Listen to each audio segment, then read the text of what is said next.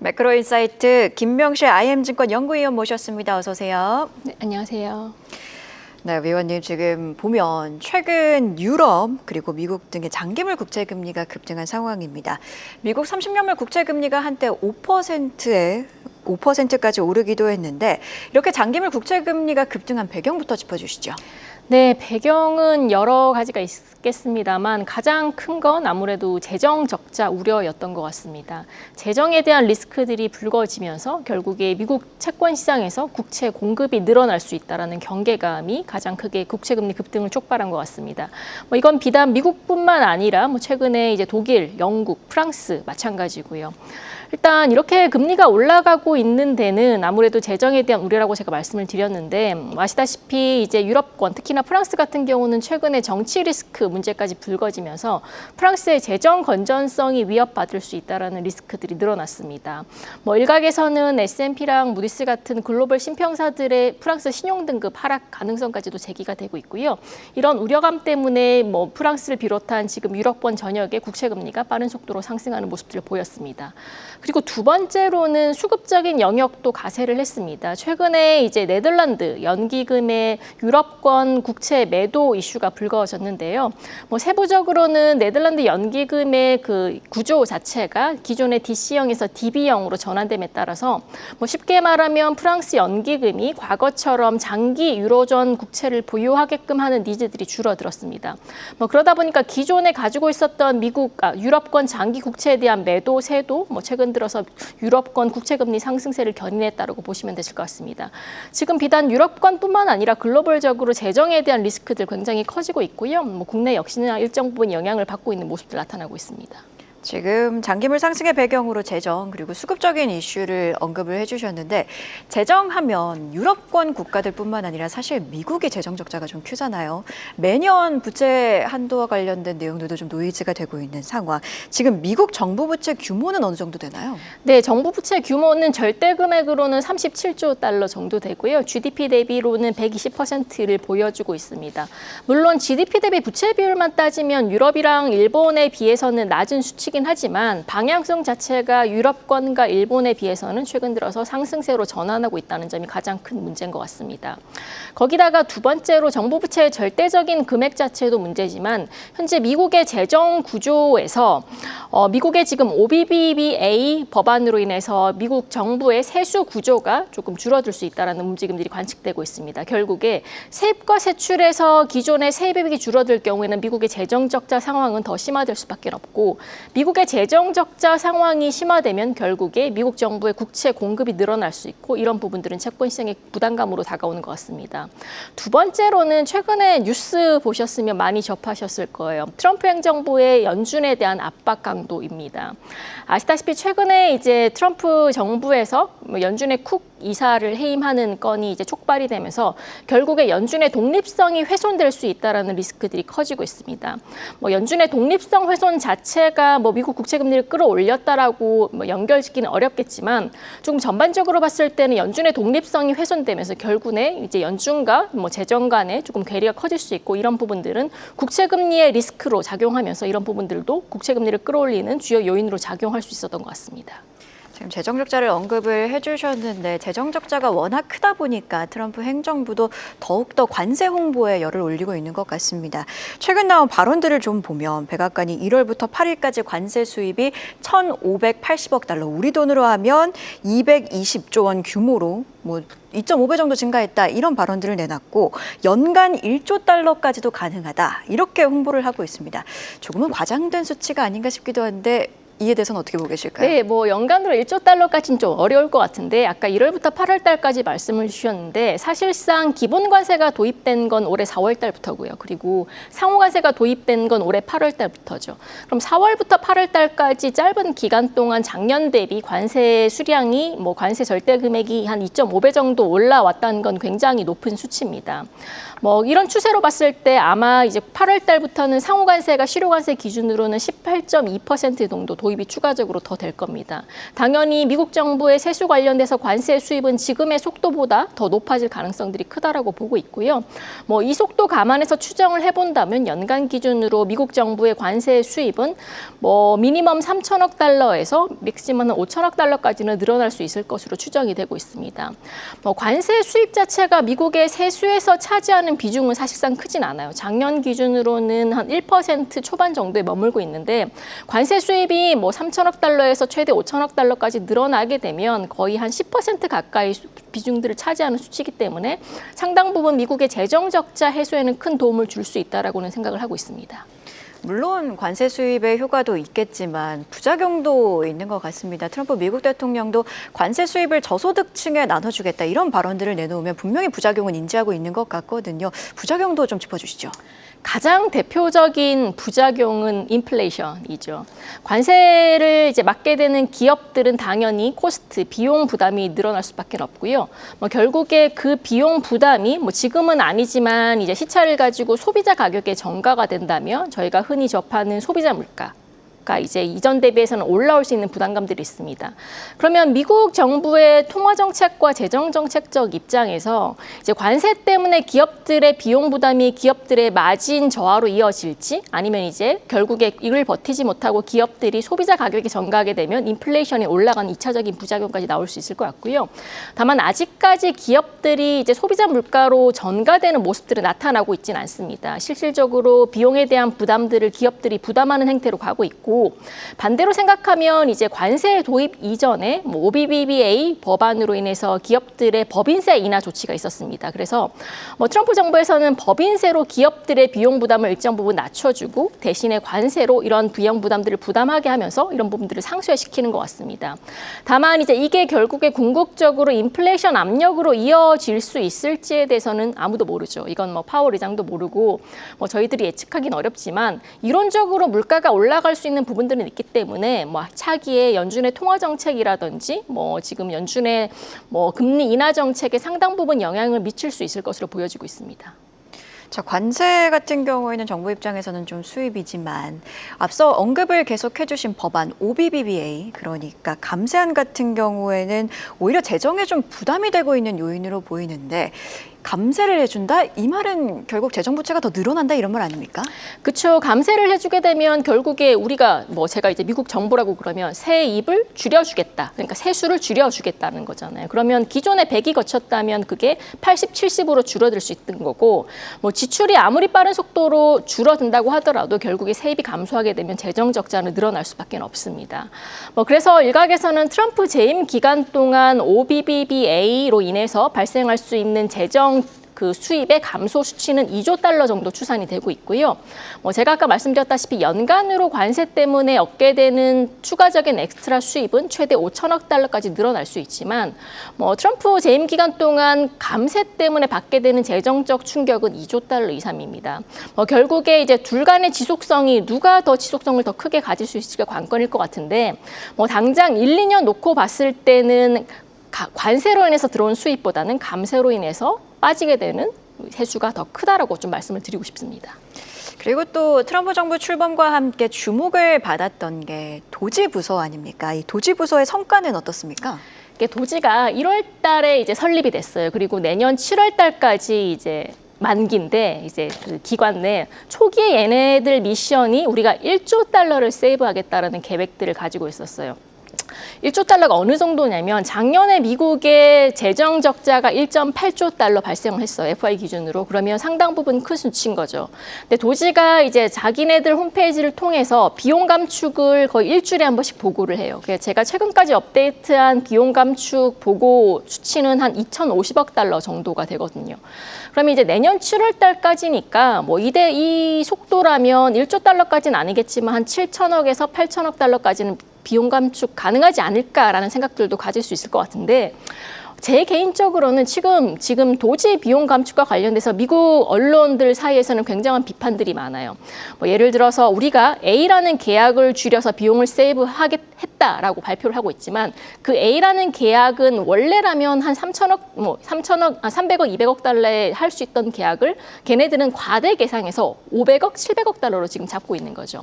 실질적으로 도지가 지금까지 줄였던 비용은 한 500억 달러밖에 안 된다는 의문들이 제기가 되고 있어서 뭐 지금 1조 달러의 미션을 이제 완수하는 건 저는 불가능할 것 같고 뭐 맥스로 잡아도 한 700억에서 800억 달러 정도가 맥스지 않을까라고는 생각을 하고 있습니다. 자, 재정과 관련해서 좀 더 이야기를 해보면 내년에 중간선거가 있기 때문에 트럼프 미국 대통령이 중간선거에서 표심을 사로잡기 위해서 예를 들어서 재정 정책, 재정 부양 정책을 좀 내놓지 않을까 이런 전망들이 나오고 있거든요. 그런데 부양 정책을 펼친다는 건 결국에는 적자 확대 이 의미 아닙니까? 뭐 저는 사실상 부양 정책을 실제로 집행하기는 어려울 것 같아요. 지금의 미국의 재정 구도를 보면 물론 관세 때문에 아까 말씀드렸다시피 수입이 들어오지만 감세 때문에 지금 깎아먹는 부분들이 굉장히 큽니다.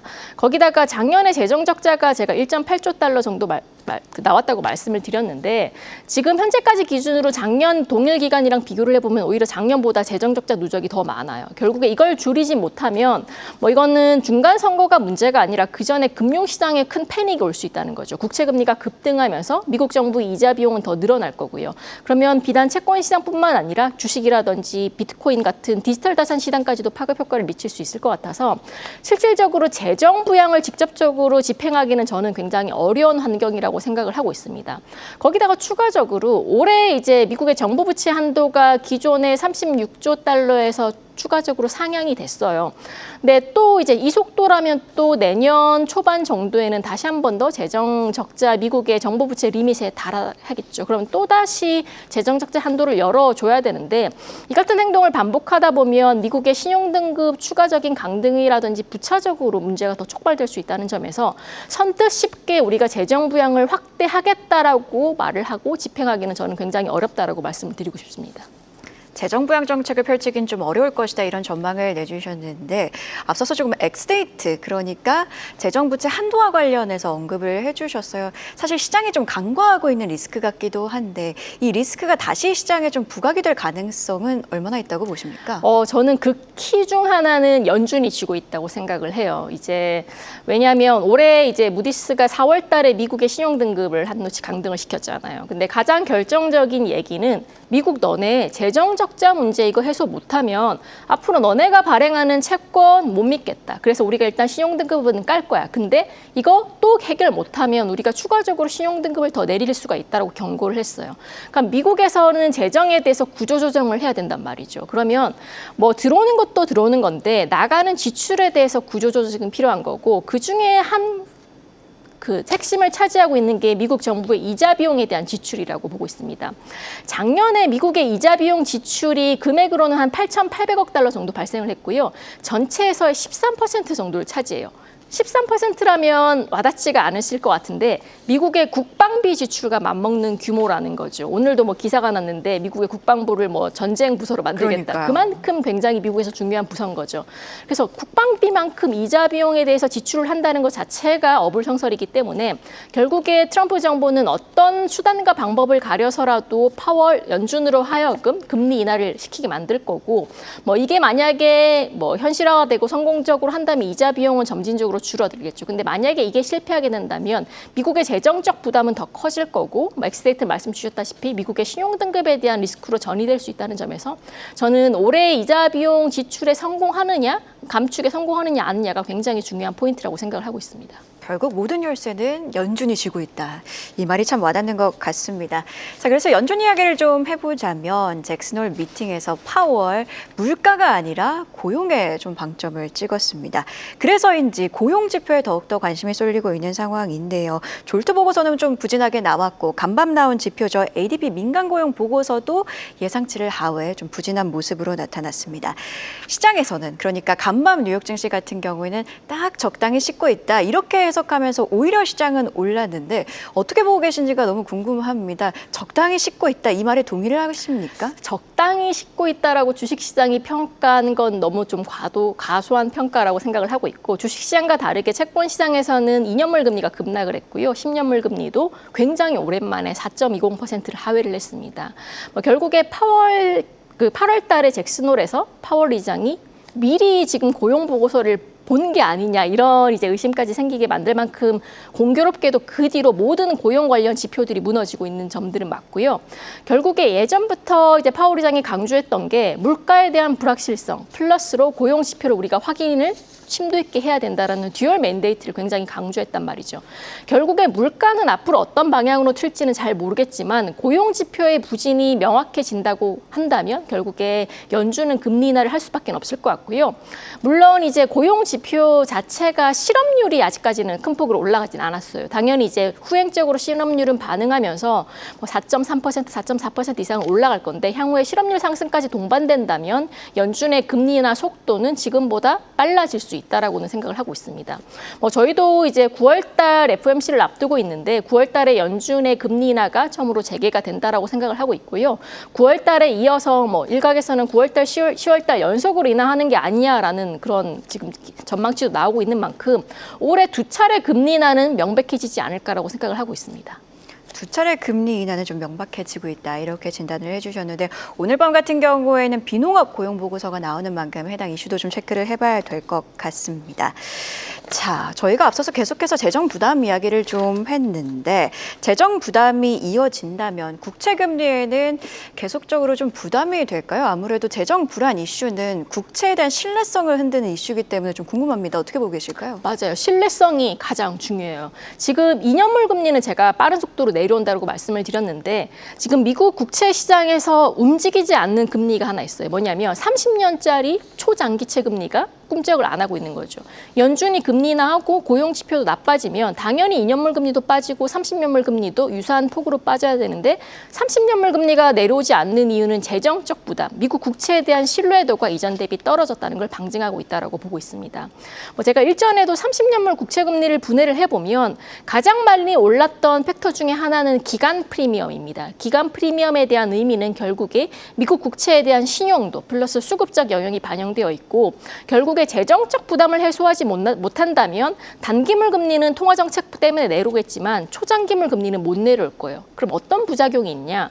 미국의 아까 이자 지출 말씀을 드렸잖아요. 미국의 지금 정보부채의 만기 듀레이션은 10년 이상이에요. 결국에 장기채 금리가 내려오지 못한다면 미국의 이자 비용이 떨어지는 속도 자체는 굉장히 슬로우하게 진행될 거라서 결국에 이제 미국은 계속 시장에 우리는 재정적 문제를 해소시킬 거다라는 확신을 줄 수밖에 없는 거고 그 확신이 먹히게 되고 그런 확신이 먹히되는 지표가 확인이 된다면 장기물 금리는 떨어질 거고요. 만약에 올해 하반기에도 재정적 이슈가 지금과 같은 가중으로 이제 부담으로 작용이 된다면 장기물 금리의 상승 압력은 여전히 유지될 수밖에 없다라고 생각을 하고 있습니다. 한 가지 추가 질문을 드리자면 지금 30년 국채 금리를 언급을 해주셨는데 장기물, 유럽 장기물이 흔들리고 있는 게 미국의 30년물 장기 금리에도 좀 영향을 주고 있다고 보고 계십니까? 이게 테크니컬하게는 하나도 상관이 없어요. 근데 이제 심리적인 측면인 거죠. 재정적 우려가 지금 글로벌 장기채 금리들을 다 끌어올리고 있기 때문에 유럽도 아까 말씀드렸다시피 프랑스라든지 영국 같은 경우는 재정 건전성에 대한 부담 때문에 금리가 올라가고 있는 거고 이런 분위기라면 미국 장기채 시장도 재정에 대한 민감도를 더 확대시킬 수밖에 없다는 거죠. 그래서 글로벌적으로 동조화되고 있는 분위기는 맞습니다만 국내 장기물 금리는 완전 다른 행태예요. 지금 글로벌 장기물 금리가 빠른 속도로 올라가고는 있지만 국내는 끄떡이 없거든요. 그래서 그렇게 보면 유로존 채권 금리가 전 세계 채권 시장에 영향을 미친다라고 연결짓기는 어렵다라고 생각을 하고 있고요. 자, 그러면 이번에는 스테이블 코인 시장이랑도 좀 연결을 해서 보도록 하겠습니다. 미국 정부가 스테이블 코인 발행에 좀 적극적으로 나서고 있는 듯한 모습인데 이를 둘러싸고도 국채를 좀 안정시키기 위한 조치다 이런 분석들, 이런 추측들이 나오고 있습니다. 스테이블 코인이 국채 시장에 미치는 영향은 어떻게 보고 계십니까? 이거 설명드리기 전에 한 가지 더 관련돼서 설명을 드려야 될 것 같아요. 왜 지금 미국 정부가 지니어스 액트 같은 이런 법안들을 빠르게 통과시켰을까? 결국에 스테이블 코인 시장 활성화에 왜 이렇게 목숨을 걸었을까 생각을 해보면 결국에 미국 재무부는 국채를 발행하는 일주체잖아요. 그러면 이제 수요와 공급 법칙에서 공급이 늘어나면 가격은 떨어지고 금리는 올라갈 거죠. 근데 앞으로 미국 정부는 계속적으로 공급을 늘릴 수밖에 없다는 거고, 특히나 이제 장기물 채권 시장이 불안하다 보니까 현재 미국 정부는 시장에서 어떤 안심을 시키고 있냐면, 알겠어, 장기물 채권 우리 발행 안 할게, 대신에 단기물 위주로 발행을 할게. 그래서 장기물 채권 시장에서의 공급 리스크를 줄이려고 여러 가지 액션들을 많이 하고 있다는 거죠. 그럼 일각에서는 오케이, 그럼 장기물 금리는 수급적 부분들이 안정이 된다면 반면에 단기물 채권 시장이 발행이 많이 되면 단기물 금리가 급등하는 거 아니에요라는 우려가 생길 수 있어요. 그래서 추가적으로 아이디어를 내놓는 게 장기물 공급을 받아줄 수 있는 주체를 하나 더 설정을 하는 거죠. 대표적으로는 스테이블 코인들의 발행사고요. 현재 지니어스 액트에 근거를 하면 스테이블 코인 발행사들은 발행량의 일정 부분들을 안전자산으로 준비를 해놔야 돼요. 대표적으로는 미국 단기 국채인 거죠.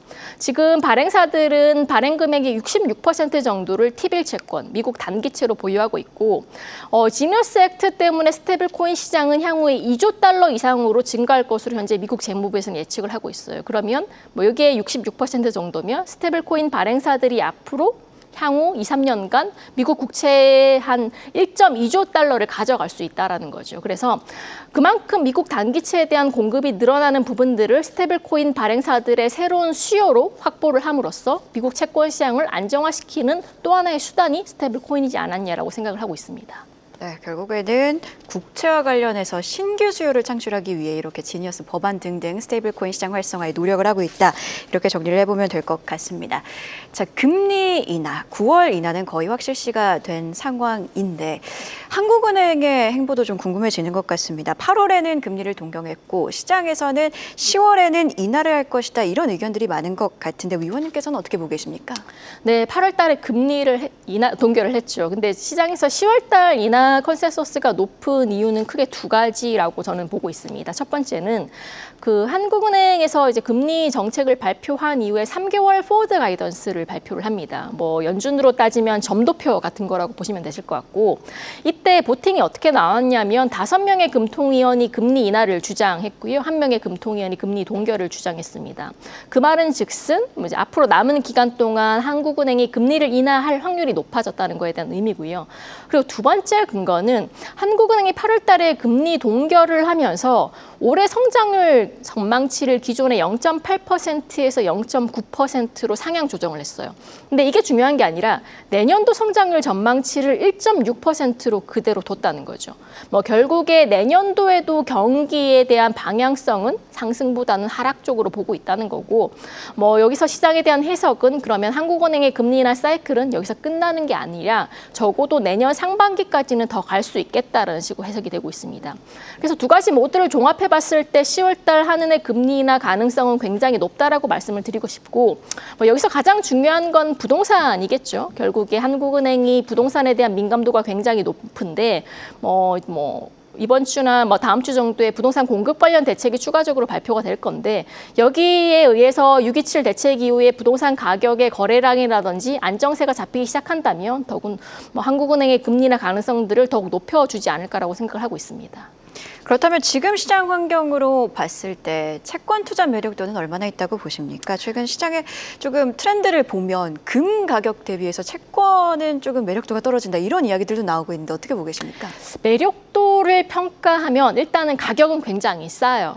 싸다라는 가격에 대한 의미를 어느 정도로 잡냐면 상당 부분 고평가되어 있는 건 맞죠. 특히나 이제 글로벌 장기채들이 재정에 대한 리스크, 수급에 대한 우려감 때문에 빠른 속도로 올라왔다는 거에 대한 의미고, 그런 측면에서는 당연히 채권에 대한 매력도는 높아졌는데, 반대로 생각하면 그러면 가격이 올해 3개월 정도 봤을 때 앞으로 그러니까 올라갈까? 금리가 떨어질까 봤을 때는 여전히 불안불안한 움직임들이 굉장히 큽니다. 첫 번째로는 재정적 이슈는 단순히 이제 단발적 이슈가 아니라 구조적인 그런 문제들이 굉장히 많아요. 재정 적자가 뭐 하루아침에 해결될 수 없을 뿐더러 거기다가 뭐 9월 달부터 미국의 상호관세 관련돼서 관세 수입이 어느 정도로 폭발적으로 거칠지 여부도 불투명하고요. 그래서 이런 부분들이 해소가 된 이후에는 당연히 미국 장기채에 대한 매력도가 커졌다라고 말씀을 드리고 싶은데 지금 측면에서 단순히 가격이 싸다고 금리가 높다고 채권 투자에 조금 공격적으로 접근하시기에는 아직까지는 저는 조금 위험한 시기지 않을까라고 생각을 하고 있습니다. 네, 이렇게 매크로인사이트 오늘은 김병실 IM증권 연구위원과 함께했습니다. 고맙습니다. 계속해서 다양한 경제 이슈를 알고 싶다면 구독과 좋아요, 알림 설정 부탁드립니다. AI 캐스터 권미정이었습니다.